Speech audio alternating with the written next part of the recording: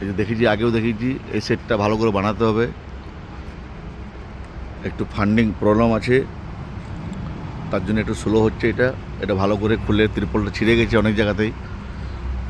তো এখন বৃষ্টি হচ্ছে না বলে এরকম করে রেখেছি আমরা। দেখতে পাচ্ছেন এই যে ভেতরে সব কবরস্থান পরিষ্কার পরিচ্ছন্ন হচ্ছে। যত ছোটো ছোটো বাঁশ ঝরছিল সব কেটে ফেলে দেওয়া হয়েছে। এখন আপনার কাজ চলছে ভেতরে। ইমাম সাহেবের যে রুম আছে, যেটাকে মক্তবখানা বলা হয়, সেই মক্তবখানার মার্বেলের কাজ চলছে। মিস্ত্রি লেগেছে।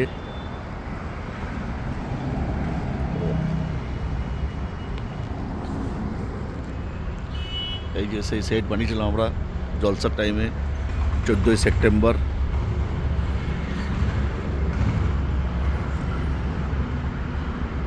যে ভেতরে মার্বেলের কাজ চলছে। এটা ইমাম সাহেবের থাকার জায়গা। আপনারা যে যেখানে দেখছেন, মার্বেল লাগছে নাকি? লেগেছে মার্বেল? কবে থেকে লাগাবে? কাল থেকে লাগাবে?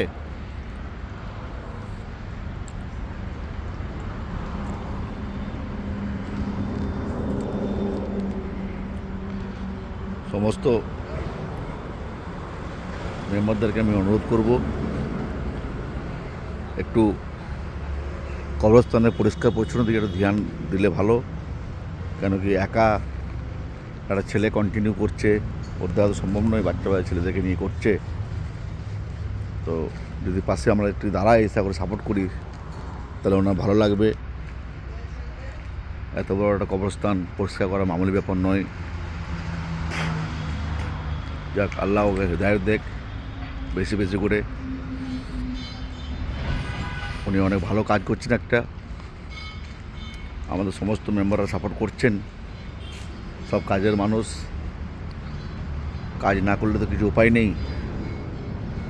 তো আমাদের মেন গেটের ঢালাই কাল কমপ্লিট হয়ে গেছে। এবার গাঁথনির কাজ চলছে। মেম্বারের পেছন ব্যাক সাইডে যেটা গাঁথনি করার কথা আছে, সেই গাঁথনির কাজ চলছে আজ থেকে। সমস্ত দুর্গাপুর বাসীকে বলবো, যারা যেখান থেকে ভিডিও দেখছেন, আসুন, একটু সহযোগিতার হাত বাড়ান। এসব কাজ সহযোগিতা না করলে হয় না। একটু আসুন, সহযোগিতা করুন, সাপোর্ট করুন।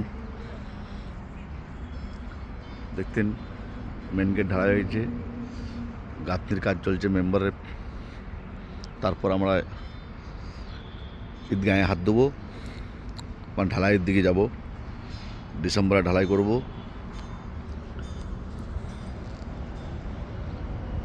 রাখলাম। আসসালামু আলাইকুম রহমতুল্লাহি ওয়া বারাকাতুহু।